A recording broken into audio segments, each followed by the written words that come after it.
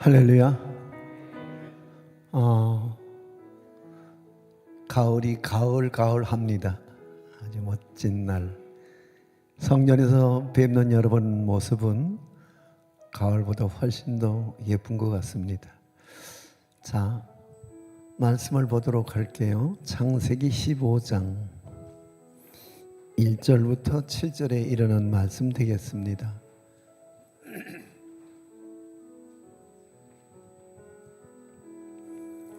제가 한 절 먼저 읽겠습니다. 이후에 여호와의 말씀이 환상 중에 아브라함에게 임하여 이르시되 아브라함아 두려워하지 말라. 나는 내 방패요 너의 지극히 큰 상급이니라. 아브라함이 이르되 주 여호와여 무엇을 내게 주시려 하나이까. 나는 자식이 없사오. 나의 상속자는 이 다메섹 사람 엘리에셀이니. 아브라함이 또 이르되 주께서 내게 씨를 주지 아니하셨으니 내 집에서 길린 자가 내 상속자가 될 것이니이다.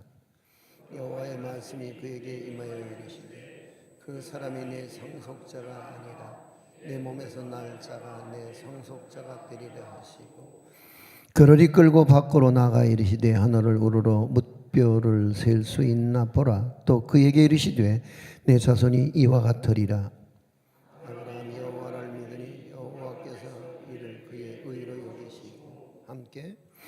또 그에게 이르시되 나는 이 땅을 내게 주어 소유로 삼게 하려고 너를 갈대아인의 우르에서 이끌어낸 여호와니라. 아멘.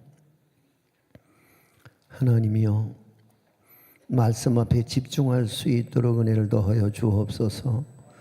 그리고 그 말씀이 오롯이 우리에게 영성이 되고 능력이 되게 하여 주옵시며 삶의 지표가 되게 하여 주옵시고 변할 수 없는 삶의 가치가 되게 하여 주옵소서. 전할 종의 입술을 주장하시고 듣는 귀가 학자의 귀가 되도록 은혜를 베풀어 주옵소서. 예수 그리스도의 이름으로 기도하옵나이다. 아멘. 당신에게 일어날 수 있는 일이라고 하는 권선징악의 이솝 우화 같고 동화 같은 영화 한 편이 있습니다. 평범한 경찰관 랭은 어느 날 커피숍에서 음식을 먹고 나오다가 마침 점심값을 내고 팁을 줄 돈이 부족하니 아내의 부탁으로 사놓은 복권 한 장을 여 종업원인 이본느에게 불쑥 내밉니다. 여주인공이 사양을 하니까 그럼 내가 나중에 복권이 당첨되면 당신에게 절반을 주고 안 돼도 나중에 오늘 못 준 팁의 2배를 주겠노라고 하면서 이본느에게 이제 당신과 나는 동업자입니다 라고 약속을 합니다. 그런데 정말로 400만 달러의 복권에 당첨이 덜컥되고 말았습니다. 그러자 랭은 주저하지 않고 절반인 200만 달러를 약속대로 여 종업원 이본느에게 주면서 그가 하는 유명한 대사가 있습니다. 약속은 어디까지나 약속입니다. 한번 따라 하실까요? 약속은 어디까지나 약속입니다. 하나님의 약속이 있습니다. 그 약속은 영원히 변함이 없고 취소도 없습니다. 성경에는 약속 또는 언약이라는 말이 많이 나오는 데 있어서 약속에는 3가지가 있어야 성립이 됩니다. 첫째는 약속하는 내용이 분명해야 합니다. 둘째는 이행해야 할 당사자가 있어야 합니다. 셋째는 약속을 위한 성실한 책임감이 필요합니다. 이 언약을 영어로 커버넌트라고 말하는 데 있어서 우리가 성경을 이해하는 데 매우 중요한 말이기도 합니다. 사람과 사람이 서로의 약속에 의해서 관계를 맺어가듯이 하나님과 인간 관계에서 맺어지는 거룩한 약속이 있습니다.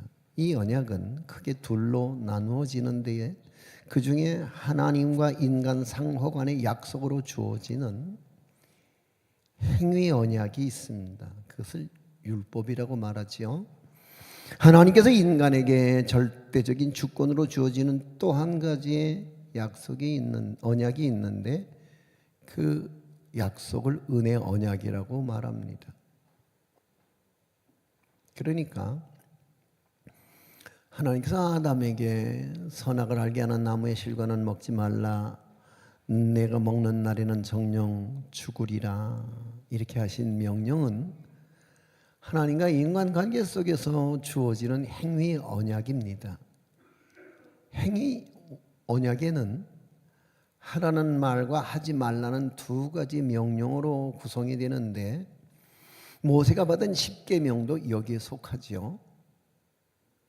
그런데 반면 아브라함이 받은 언약이 있습니다. 또 내 씨로 말미암아 천하 만민이 복을 얻으리니. 이 하나님의 선언은 하나님의 절대 주권으로부터 나온 은혜의 언약입니다. 자, 우리가 성경 말씀을 보면 하나님께서는 약속하시는 하나님이라는 것을 발견할 수 있거든요. 하나님의 영원하신 약속은 하나님께서 아브라함을 부르시고 아브라함은 하나님을 믿음으로부터 이 언약이 성사가 되는 것을 볼 수 있습니다. 사람의 언약도 쌍방 합의를 보고 나면은 일단 서명 날일은 하죠. 그 후에는 일방적으로 그 누구도 취소하거나 변경시키지 못하는 법이에요. 제가 매스컴에서 봤네요. 어떤 사람이 아파트 경매를 들어갔는데 아파트 경매를 3억 6천에 낙찰을 받으려고 3억 6천을 썼는데 그만 잘못해서 이게 동그라미 하나를 더 치는 바람에 36억이 됐습니다. 취소될까요? 안 되죠. 그럼 어떻게 하면 됩니까? 계약금을 띄면 되죠. 그렇죠? 이 사람 몇 푼 싸게 살려고 아파트 낙찰 받으려고 나섰다가 혼났죠. 계약금 띄었죠.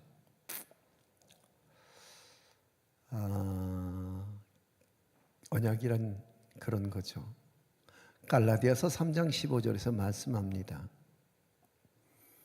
형제들아, 사람의 예대로 말하는 사람의 언약이라도 정한 후에는 아무나 폐하거나 더하지 못하느니라. 하물며 하나님과 사람 사이에 맺어진 약속은 종료될 때까지 어떤 일이 있어 내용과 규정은 바뀔 수 없는 거예요. 인간은 누구나 꿈을 먹고 사는 존재인 거죠. 우리가 아직도 삶을 포기하지 않고 살아갈 이유가 있다면 우리에게 내일에 대한 꿈이 우리를 굳게 붙들고 있기 때문일 겁니다. 문제는 그 꿈이 어떻게 인간의 욕망을 넘어서서 거룩한 하나님의 비전으로 가꿔질 수 있겠느냐. 그 교훈에 대해서 오늘 이런 비전을 품고 인생을 살아낸 믿음의 조상 아브라함을 살펴보고자 합니다. 남다른 비전을 품고 살아갔던 아브라함. 근데 그 비전적 인생을 성공적으로 살아가는 데 있어서 그 비전을 방해하는 가장 큰 장애물이 하나 있는데 그게 두려움이라는 거죠. 두려움. 우리의 마음이 두려움에 사로잡히면 우리는 더 이상 미래를 꿈꿀 수 없게 되는 거예요. 하나님께서 믿음의 조상 아브라함에게 비전을 주시기 전에 먼저 그의 마음에 존재하는 두려움이라고 하는 장애물을 다루셔야만 했던 것 같습니다. 자, 1절 말씀을 들어가서 함께 읽도록 합니다. 시작. 그 후에 여호와의 말씀이 환상 중에 아브라함에게 임하여 이르시되 아브라함아 두려워하지 말라. 나는 내 방패요 너의 지극히 큰 상급이니라. 15장 이전인 14장에 보면은 아브라함은 조카 롯을 구출하기 위한 전투에서 기습 공격을 통해서 승리를 거둡니다마는 그러나 적들이 다시 전열을 정비해서 반격해오진 않을까 하는 두려움 때문에 전전긍긍하며 두려워합니다. 또 한 가지 아브라함은 후손이 없으므로 내 인생은 이대로 가다가 대가 끊기고 말 것인가 라는 두려움도 있었던 것 같습니다. 고대인들에게 자식은 바로 자신의 미래였기 때문인 거죠. 자식이 없다는 말은 미래가 닫혀 있다는 의미로 해석될 수밖에요. 그런데 하나님의 언약에도 불구하고 아직 그 자식이 주어질 징후는 전혀 보이지 않은 채 노년을 맞이하고 있습니다. 그런데 드디어 하나님의 말씀이 그에게 임한 거죠. 두려워 말라. 그런데 그럼에도 불구하고 아직 구체적인 약속도 그 약속 실현의 징조도 없는 가운데 아브라함은 그 두려움을 어떻게 극복할 방법이 없습니다. 우리도 마찬가지죠. 우리의 인생 여정에도 많은 경우 두려움이 헤아릴 수 없을 만큼 수없이 찾아오긴 하지만 근데 그 두려움의 원인은 바로 우리 인생의 주인이신 하나님을 향한 시선을 거두고 상황을 응시하고 사건을 집중할 때 두려움은 우리를 마침내 침몰의 자리로 몰고 갈 거라는 거예요. 그러므로 두려움이 내 인생에 임할 때에 제일 먼저 해야 할 일이 있다면 그것은 눈을 들어 주를 보라. 그러니까 동서남북 전후 좌우가 사방으로 우겨싸임을 당한 순간에도 어딘 열려 있다고요? 하늘은 열려 있는 거죠. 아멘. 그러니까 내 인생에 아무리 사면초가일지라도 열린 하늘을 바라보고 인생의 주인이신 하나님을 바라볼 수만 있다면 할렐루야, 우린 그 두려움을 좋게 이겨낼 수 있게 될 줄로 믿습니다. 아멘. 사건도 만만하지 않습니다. 상황도 만만치 않습니다. 그런데 그 녹록치 않은 상황 속에서 그 문제의 해답이 사람에게 있지 않고 하나님의 손에 있음을 믿는다면 우리는 하늘을 바라보는 게 가장 중요한 첫 번째 우리가 해야 할 대처 방안이 될 줄로 믿습니다. 이제 그 두려움 앞에서 아브라함은 하늘을 향하여 기도합니다. 2절 말씀입니다. 시작. 아브라함이 이르되 주 여호와여 무엇을 내게 주시려 하나이까? 나는 자식이 없사오니 나의 상속자는 이 다메섹 사람 엘리에셀이니이다. 아브라함이 가나안으로 들어온 지 10년이 넘어가고 있습니다. 이제 그의 나이 85세가 되었는데도 자식이 없었습니다.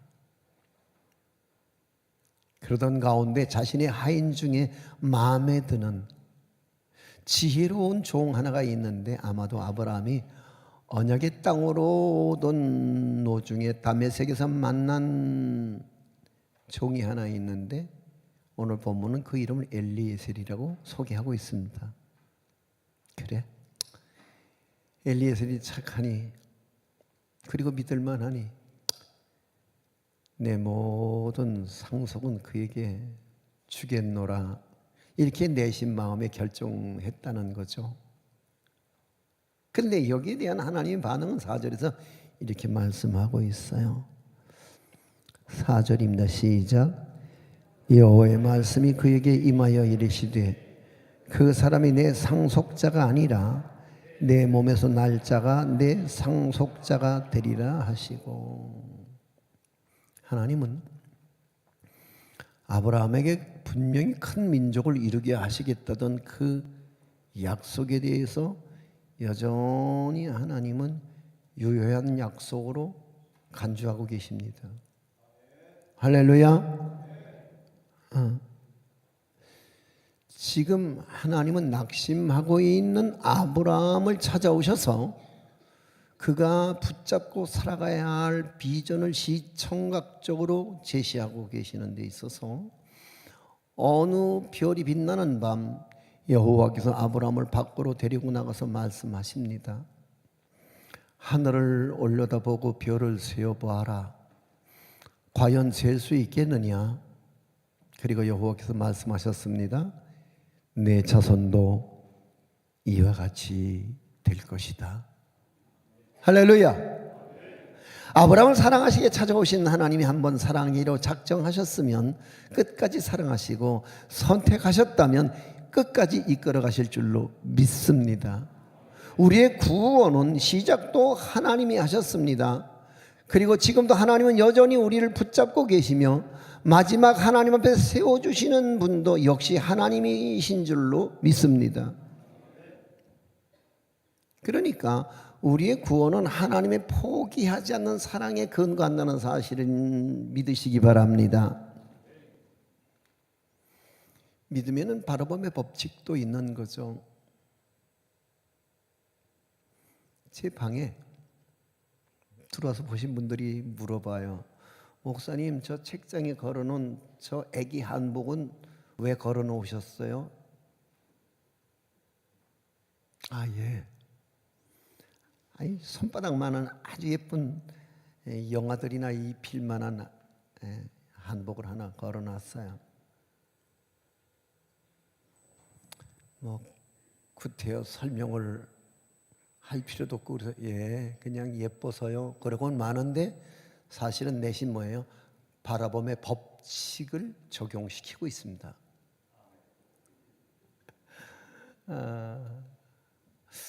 아들만 그냥 수북히 나눠온 가정에서 그냥 선대도 그렇고 당대도 그렇고 저 후대도 그렇고 그러다 보니까 예쁜 딸이 있었으면 좋겠다. 이 예쁜 손녀를 마음에 그리면서 믿음의 바라봄의 법칙을 지금 제가 적용하고 있습니다. 높이 바라봅니다. 그리고 멀리 바라봅니다. 현실만 탓하지 않습니다. 하나님은 무에서 유를 창조하시는 하나님, 없는 것을 있게 하시는 하나님, 그 하나님을 바라보는 그 바라봄의 법칙이 오늘 우리 가운데 중요하다는 사실을 이해하실 수 있기를 소망합니다. 아브라함은 이대로 가다 보면 낙심할 수 있었으련만 하나님은 여전히 아브라함의 하나님이셨던 거죠. 내가 혹은 하나님을 잊은 적은 많았겠으나 그러나 하나님은 한순간도 나를 떠나지 않고 나와 함께 동행하고 계셨던 거죠. 그런데 여기서 또 한 가지 우리가 기억할 것이 있습니다. 이 모든 비전의 잉태된 시점이 하나님 무엇을 저에게 주시겠습니까? 라는 아브라함의 기도로 시작됐다는 거죠. 할렐루야. 그러니까 비전은 뭐예요? 바라보는 거예요. 그 비전은 뭐예요? 기도로 구체화하는 거거든요. 할렐루야. 아멘. 그래서 빌 하이벌 목사는 기도는 곧 비전의 모태다 이렇게 말하고 있어요. 기도에서 비전이 태어난다는 말입니다. 인간적인 야망은 단순히 우리의 마음에서 시작되는 거지만 성경에서 말하고 있는 비전은 우리의 기도에서 태어나는 것입니다. 믿음의 사람들에게 비전이란 무엇이라고 정의할 수 있겠습니까? 내가 나를 바라보는 것이 아니라 하늘을 바라보고 보좌에 앉아 계신 하나님을 바라보는 것입니다. 우주 만물을 창조하신 하나님을 바라보면 그분의 목적하시고 그분이 소원하시는 보다 큰 뜻을 깨달아서 미래를 전망하고 꿈을 가질 때 바로 그것을 비전이라고 말할 수 있게 될 것입니다. 믿음의 사람들이 비전을 잉태하는 순간부터 그 비전을 출산하기까지 열심히 필요한데 그 열심이 기도로 승화되어질 때 그 비전은 구체화되고 그 비전은 마침내 현실이 될 줄로 믿습니다. 자, 사실 모세는 출애굽을 꿈꾼 적이 없어요. 계획한 적도 없습니다. 그런데 그가 엎드려서 기도하기 시작했을 때 하나님은 그로 애굽에서 억압받고 있는 백성들의 신음소리를 듣게 하십니다. 그리고 비로소 그는 출애굽의 비전을 잉태하게 됩니다. 느헤미야 또한 포로 생활을 끝내고 고국으로 돌아갈 꿈도 계획도 전혀 없었습니다. 그러나 어느 날 조국 예루살렘의 소식을 듣고 금식하며 기도하기 시작했을 때에 하나님은 그에게 성벽 재건의 비전으로 그 가슴을 뜨겁게 만들어 주셨습니다. 내가 원하는 인생, 그 이상 창조주의 도구로 쓰임받는 최선의 인생을 갈망하고 계십니까? 그렇다면 엎드려 하나님의 인도를 구하십시오. 할렐루야. 막연한 기도는 막연한 미래를 만들겠지만, 그러나 구체적 성경에서 말씀하고 있는 성경적 비전을 얻고 싶다면, 그리고 이루고 싶다면 우리는 막연한 기도를 넘어서서 구체적으로 기도를 시작해야 할 것입니다. 할렐루야. 마치 제가 예쁜 한복을 걸어놓고 기도하고 있는 것처럼 말입니다. 그 일이 이루어질지 안 이루어질지는 하나님의 손에 있습니다만은, 그러나 저는 기도를 구체화하기 시작을 했습니다. 자, 하나님, 내가 무엇을 해야 하겠느냐고, 하나님 내게 무엇을 주시겠느냐고 기도하는 그 기도의 그 디테일한 그리고 구체적인 그 간구로 인해서 6절은 이렇게 반응되어집니다. 자, 6절 말씀을 읽어보십시오. 시작. 아브라함이 여호와를 믿으니 여호와께서 이를 그의 의로 여기시고. 자, 여기 6절에서의 핵심 단어가 있습니다. 뭐냐면 믿음이라고 하는 단어입니다. 그래서 믿으니 동그라미 해놓으세요. 중요한 핵심 말씀이죠. 그리고 뭐예요? 여호와께서 이를 그의 의로, 의로에 동그라미 해놓으세요. 특히 여기에서 믿음이라는 단어가 성경 전체에서 최초로 등장하는 것을 볼 수 있습니다. 아브라함이 믿음의 조상이니까 믿음이라는 단어가 아브라함에게서 처음 등장하는 것은 당연한 일이겠죠. 믿음은 하나님 나라 백성의 존재의 근거가 되는 줄로 믿습니다. 또한 의는 우리의 행위나 노력이 아닌 오직 하나님의 은혜의 선물로만 주어지는 것이 의입니다. 왜냐하면 우리는 의롭기는커녕 불의하기 그지없거든요. 우리의 언행심사가 의롭지 않습니다. 불의합니다. 보는 것이 죄요, 듣는 것이 죄요, 말하는 것이 죄요. 그리고 오늘 우리가 만지고 살아가는 게 모두 죄스럽습니다. 근데 아브라함이 말씀대로 이루시는 참되고 신실한 여호와를 믿은 까닭에 하나님은 그 아브라함의 믿음을 의로 여겨주셨다고 성경은 기록하고 있는 거거든요. 바울은 로마서 4장 2절 3절에서 오늘 이 본구절을 인용하고 있는데 우리 한번 그것도 읽어볼까요? 자, 띄워주세요. 시작. 만일 아브라함이 행위로서 의롭다 하심을 받았으면 자랑할 것이 있으려니와 하나님 앞에서는 없느니라. 아브라함이 하나님을 믿음에 그것이 그에게 의로 여겨진 바 되었느니라. 아멘. 아이고 피곤들하구나. 금방 끝내줄게. 조금 지루해도 조금 기다려. 여기다라는 동사는 아브라함이 아무런 자격이나 공로가 없는 상태에서 의를 얻었는데, 자, 그 의는 아브라함이 부족함에도 불구하고 그의 믿음을 통해서 의롭다고 여겨주신 하나님의 은혜로우신 결정 때문이었다는 의미를 담고 있습니다. 믿음으로 의롭다함을 얻는 것이 무엇이기에 두려움에서 우리를 벗어나게 할까요? 응? 자, 의로움이란 하나님 앞에 설 수 있는 자격이 되는 줄로 믿습니다. 왜? 여러분, 오늘 우리가 살아생전에서 잘 사는 것도 중요하지만 우리가 잘 죽어야 할 줄로 믿습니다. 그 잘 죽고 난 후에 결말이 천국으로 이어져야 할 줄로 믿습니다. 근데 문제는 뭐죠? 우리가 의롭지 않다는 데 있거든요. 천국은 의로워야지 가는데 우리 모두 의롭지 못해서 천국은 그저 강 건너 불구경일 수밖에요. 그런 우리를 불쌍히 여기신 거죠.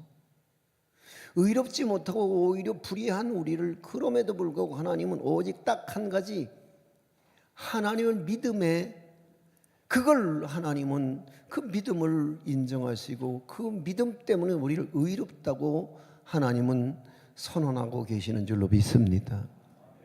아멘. 여러분, 인간이 제일 두려워하는 게 뭐예요? 죽음이거든요. 더 두려운 건 그 죽음 이후에 내가 어떻게 될지 모른다는 게 두려운 일이거든요. 그런데 내가 그 믿음으로 말미암아 의로워지는 순간에 하나님 앞에 설 수 있는 자격을 얻게 됐으며, 그 천국이 의인의 것들이라면 우리 모두 그 믿음으로 말미암아 의로워진 까닭에 천국 갈 수 있는 보장이 이루어졌으므로 우리는 두려워하지 않게 되는 줄로 믿습니다. 할렐루야. 더 나아가서 믿음은 예수 그리스도를 자신의 구주로 인정하는 일입니다. 하나님은 아브라함이 하나님만 믿는 그 믿음을 기쁘게 보시고 합당한 자세로 인정하시죠. 그러니까 우리가 무엇을 할 수 있다는 말이 아니라 하나님이 감당하게 하셨다는 사실을 믿어야 합니다. 할렐루야. 그러니까 내 쪽엔 공로가 없는 거죠. 오직 내가 딱 한 가지 했다면 하나님을 믿었다는 거죠. 우리가 믿습니까? 할렐루야. 여러분, 아무리 위대한 비전을 가지고 있어도 그 비전을 위해서 기도하며 행동하지 않는다면 결국 그거는 몽상에 불과할 겁니다. 그러니까 믿음이 비전을 향한 첫걸음이 되는 줄로 믿으시면 아멘 하십시다. 하나님은 꿈꾸는 사람들을 기뻐하시고 그 꿈을 믿는 사람들을 의롭다고 하시는 줄로 믿습니다. 그리고 그런 사람들을 통해서 하나님의 나라를 이 땅에 펼쳐 가시는 줄로 믿습니다. 결국 인생은 두 가지 유형으로 나누어지는 데 있어서 비전을 갖고 살아가는 사람이 있습니다. 그런데 생존만 하기 위해 살아가는 사람이 있습니다. 그러니까 비전은 없는데 건강하게 오래 살고 싶어 하는 게 꿈인 사람들이 있거든요. 그게 이제 먹는 것도 아주 조심하고 운동도 열심히 하고 나름대로 건강에 보탬이 된다면은 그냥 정말 무병장수하려고 목적을 세우고 살아가는 사람들이 있습니다. 그 사람의 비전은 뭡니까? 건강하게 오래 사는 거거든요. 그게 인생의 목표거든요. 그게 그 인생의 전부거든요. 그러나 오래 사는 것만 그게 무슨 의미가 있겠습니까? 자 보세요. 오늘 그리스도인의 삶의 목표이자 모델이 되시는 게 예수님이시라면, 예수님은 이 땅에서 오래 살진 않으셨거든요. 그렇잖아요. 그럼에도 불구하고 예수님은 33년의 짧은 생애를 마감하셨습니다만 예수님의 인생을 누가 실패한 인생이라고 말할 수 있겠습니까? 그분의 인생을 만든 가장 중요한 것은 인류 구원의 비전에 있었다는 거예요. 할렐루야. 그래서 그분은 일찍이 말씀하기를 한 알의 밀이 땅에 떨어져 죽지 아니하면 한 알 그대로 있고 죽으면 많은 열매를 맺느니라 이렇게 말씀하셨어요. 할렐루야. 그리고 그 많은 열매를 위해서 그는 십자가의 죽으심을 기꺼이 선택하셨던 것을 볼 수 있어요. 그분의 선택은 죽음을 선택하신 선택이었습니다마는 동시에 그분의 선택은 비전의 선택이었거든요. 온 인류를 구원하시는 비전을 가지고 계셨습니다. 할렐루야. 그래서 하나님의 은혜에 의해서 탄생한 의인들은 믿음을 통해서 소망을 갖게 될 거고, 그 소망을 가진 사람들은 세상의 잡다한 것들 때문에 휘둘리지 않게 될 거라는 거죠. 의연해지는 거죠. 여러분, 결핍이 결코 행복한 일은 아닐 수 있어요. 가난이 행복합니까? 가난이 행복하진 않아요. 그렇다고 한들 가난이 곧 불행한 것도 아닌 거거든요. 왜요? 우리는 세상 것들에 휘둘리지 않기 때문이죠. 우리에겐 더 높은 비전이 있기 때문입니다. 할렐루야. 어차피 많이 가지고 살던 적게 가지고 살던, 어차피 풍요로운 인생을 살던, 그냥 결핍이 너무 고통스러운 가난한 삶을 살던 간에 그 이유는 똑같아지는 거예요. 죽음. 그건 공평하잖아요. 그게 온 우주에 공평한 원리가 되고 온 인생의 마지막 결론은 공평이에요. 다 죽는 거예요. 그 다음에 공평한 심판대 위에 서서 공평한 심판을 받아야만 합니다. 아멘. 그런데 모든 사람이 다 죄인인 까닭에 해 아래 의인은 없나니 하나도 없다고 한 말씀대로 우린 모두 불의한 죄인들이긴 하지만, 오늘 본문에서 우리가 배우는 바는 아브라함의 믿음을 의로 여기신 그 하나님의 의로우심 때문에 우리는 의롭지 않은데 의롭다고 인정을 받는 칭의의 사람들이 된 줄로 믿습니다. 아멘.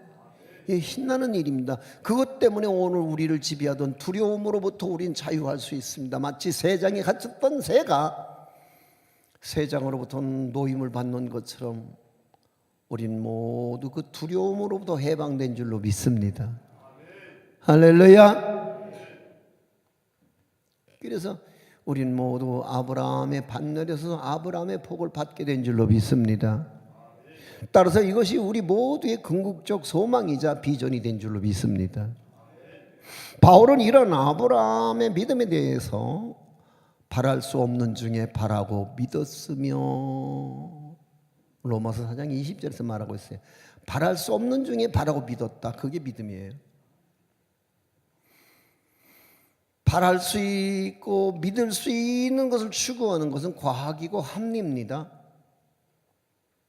우리는 과학 추종론자가 아니거든요. 그렇잖아요. 우리는 합리적으로 이성적으로 아니요. 우린 그냥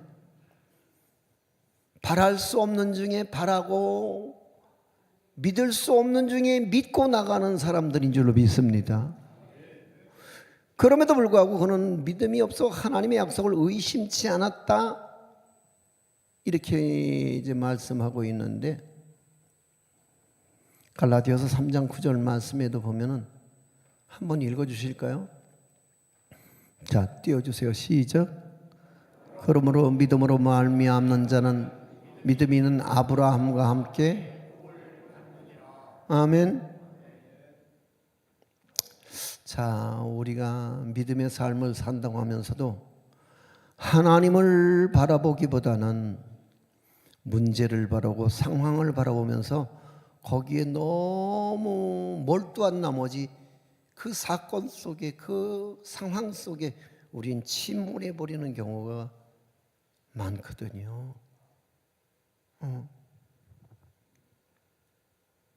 더 나아가서 하나님의 능력을 의지하지 못하고 의심한 까닭에 인간적인 방법으로 접근하고 해결해 보려고 노력한단 말이에요. 그래서 어떤 상황이 벌어졌을 제일 먼저 추구하는 게 뭐죠? 돈이에요. 이 사건이 돈이 있으면 해결될 수 있을 거라고 생각하고, 또 한 가지는 사람이거든요. 누구를 붙들어야 될 것이냐, 변호사를 붙들어야 될 것이냐, 도대체 누구를 붙들면 될 것이냐, 누가 이 문제를 해결할 수 있는 키를 가진 권세자냐, 뭐 이런 것들을 생각한단 말이에요. 그래서 사람의 능력을 믿고자 하는 순간부터 우린 점점점 두려움에 빠져들게 되지요. 우리는 하나님의 약속이 믿어지는 믿음, 하나님의 말씀을 의심치 않는 믿음, 하나님의 때와 그의 응답을 기다릴 수 있는 믿음을 구하는 성도들이 될 수 있기를 소망합니다. 그럴 때 우리를 둘러싼 의심도 불안도 염려도 안개처럼 사라지게 되는 줄로 믿습니다. 그러니까 두려워 말라는 말씀은 이 시간 이 자리에 있는 모든 성도들에게 주시는 하나님의 위로의 말씀인 줄로 믿습니다. 오늘도 여전히 아브라함을 찾아오신 그 하나님이 우리를 찾아오셔서 위로하실 줄로 믿습니다. 우리의 부족함에도 불구하고 끈질긴 사랑으로 우리를 붙들어 주시는 하나님의 약속, 그 약속이 있습니다. 그 약속을 믿으십니까?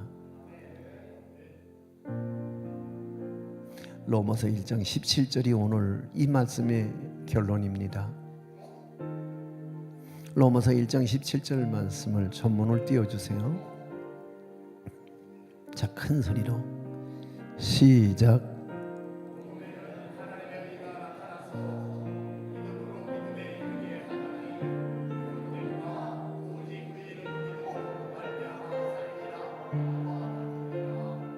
아멘.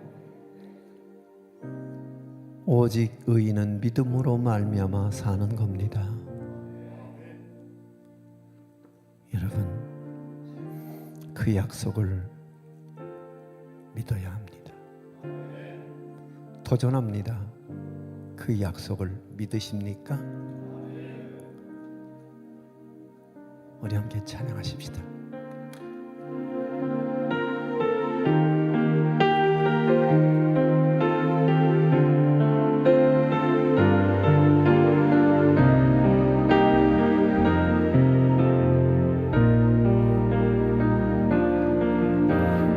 저물어 갈 때 빈들에서 걸을 때 그때가 하나님의 때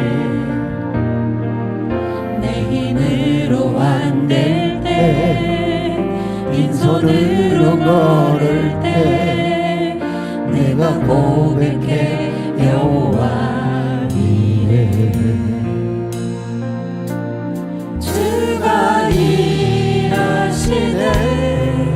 주가 일하시네 주께 아끼지 않는 자에게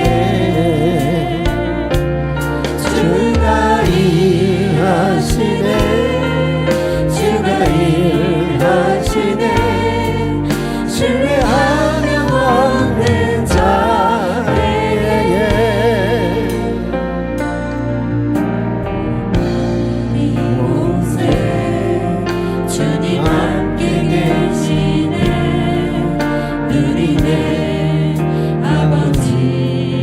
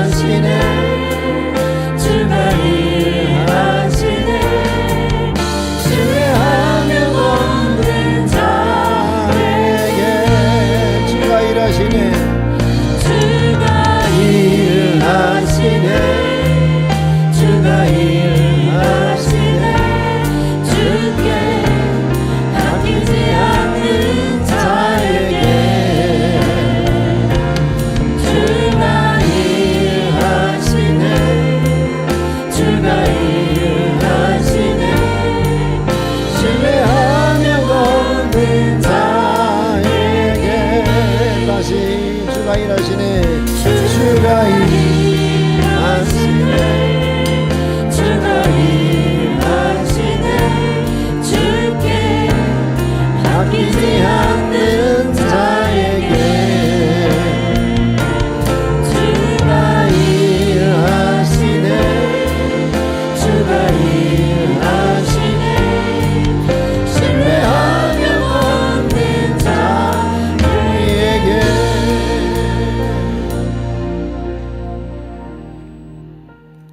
그렇습니다. 하나님은 아브라함의 믿음을 의로 여기십니다. 그리고 또한 오늘 우리의 믿음을 의롭다고 인정하십니다.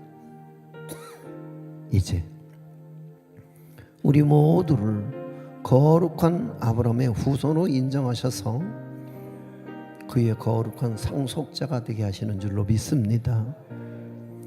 주여, 우리뿐만 아니라 우리의 가정 전체가 여호와를 믿게 하여 주옵소서. 그리고 하나님 앞에 마침내 의롭다고 인정받게 하여 주옵소서. 하늘의 무뼈를 바라보며 비전을 세우게 하시고 그 약속을 지키신 하나님을 믿고 나갈 때 마침내 그 언약이 성취되는 위대한 비전의 인생들이 되게 하여 주옵소서. 우리 다 함께 주여 한 번으로 기도하며 나갑니다. 주여,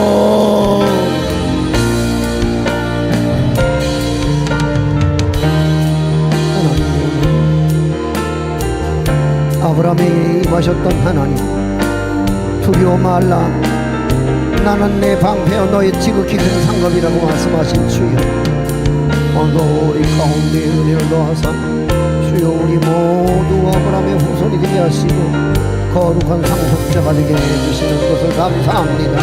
하나님이여, 그 뼈를 바라오며 주여 오늘도 이와 같으리라고 말씀하신 바 하나님, 오늘도 믿습니다. 내가 주를 믿으며 주의 언약을 믿으며 주의 말씀을 믿나이다. 주여, 오늘 우리의 믿음을 어렵게 여기사 그 믿음을 의롭다 인정하시고 주여, 나는 이 땅을 내게 주원 소유를 삼게 하려고 너를 갈대하오면서 이끌어낸 여호라고 말씀하신 그 하나님의 선언이 우리 모두의 마지막 순간까지 이루어지고야만 은혜를 허락하시고 그 약속의 성취를 경험할 수 있고 간증할 수 있으며 찬양할 수 있는 믿음의 사람들이 되게 하여 주시옵소서. 주여 믿습니다. 할렐루야. 아버지 하나님께서 이 시간에도 우리 모두에게 말씀으로 다가와 주시옵소서. 두려워하지 않게 하여 주옵소서. 강호 담대한 믿음으로 일어나 달려갈 수 있도록 은혜를 더하여 주시옵소서. 믿습니다. 우리 주 예수님 아버지 감사합니다. 오 할렐루야.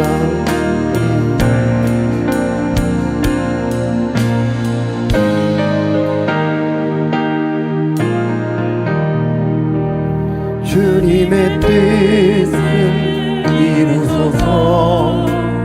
고요한 중에 기다리니 진흙과 같은 날 빚으사 주님의 형상 만드소서.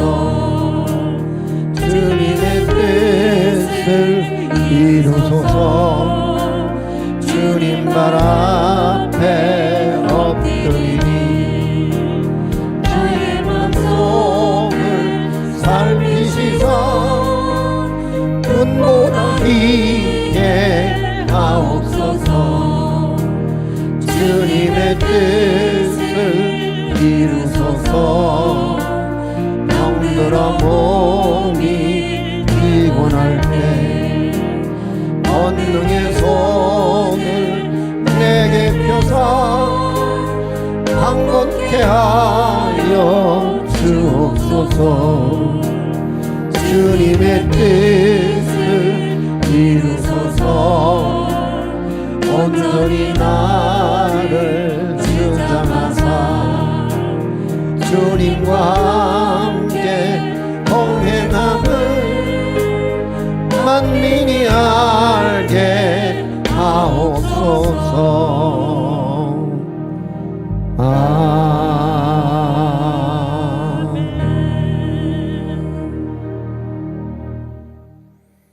주여, 우리의 우리에게 믿음 없는 것을 불쌍히 여겨 주옵소서. 우리에게 믿음에 믿음을 더하옵소서. 그리고 그 믿음을 의로 여겨 주옵소서. 오늘도 아브라함의 유업을 이어갈 수 있는 거룩한 믿음의 후손들이 되게 하여 주옵시고, 오고 오는 세대에 아브라함 같은 믿음의 조상이 될 수 있도록 가문의 믿음의 조상들이 갖게 될 수 있도록 주여 저들을 크게 한 시대의 거룩한 믿음의 모델로 사용하여 주시길 원하옵나이다. 오늘 우리만 믿을 것이 아니라 이 거룩한 언약이 세상으로 흘러서 세상의 모든 사람들이 이 약속의 당사자가 되기를 원하며, 그 약속대로 마침내 하나님 앞에 사람 앞에 의롭다 인정받고 마침내 열매를 맺어 온 세상의 거룩한 영향력과 선한 영향력의 주인공들 되게 하여 주옵소서. 이 물질이 하나님의 영광을 위해서 사용되길 원하며, 오늘도 이 물질을 드리는 저들에게 하나님이 기뻐 받으심으로 하늘 창고에 쌓이는 은혜가 있게 하여 주옵소서.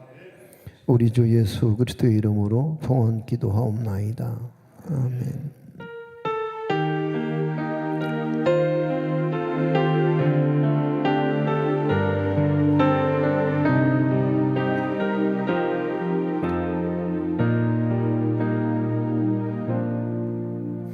한 가지만 여러분에게 다시 광고를 드린다면은, 로마에 가면 로마의 법을 따르는 겁니다. 맞죠? 네. 저희 교회에서는 교회에서 하는 제자 훈련의 1년 과정을 마치지 않는 한 여러분 사역을 나누는 일이 있어서 여러 가지 제약이 됩니다. 그러니만큼 아직도 확신반, 성장반, 제자반 도전 안 하시는 분들 도전해 주실 수 있기를 정중하게 부탁을 드립니다. 모두 자리에서 일어나시겠습니다.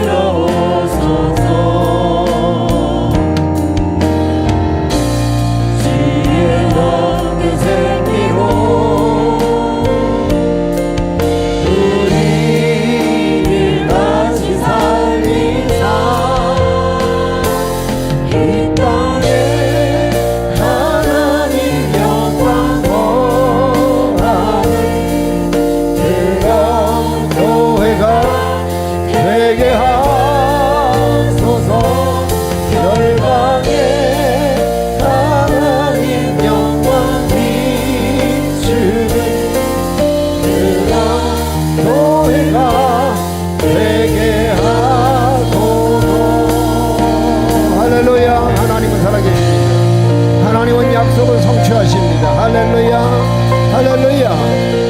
오늘도 우리의 믿음을 기뻐하시는 줄로 믿습니다. 할렐루야. 이제는 우리를 위해서 십자가 위에 몸머리어 피 흘리신 우리 주 예수 그리스도의 대속의 은혜와 그를 믿는 자를 의롭다 하시며 저 영원한 하늘 본향을 약속하신 아버지의 사랑하심과 성령 하나님의 내주 역사 충만 교통하심이 오늘 모여서 다시 한번 그 약속을 믿고 나가는 모든 성도들 걸음 위에 저들의 삶의 현장과 생업과 자손 만대에 피로갑주고 세우신 교회와 특별히 분단된 내 조국과 세계 열방에 흩어진 선교사들 위에까지 영원히 함께 계실지어다. 아멘.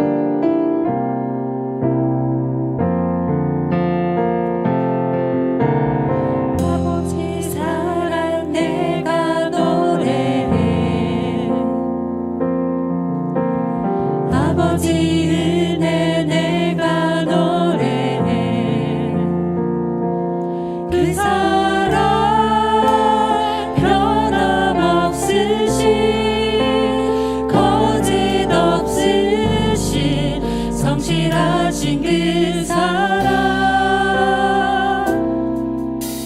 사망 갈 때 꺾지 않으시는 꺼져가는 등불 끄지 않는 그 사랑 변함없으신 거짓 없으신 성실하신 그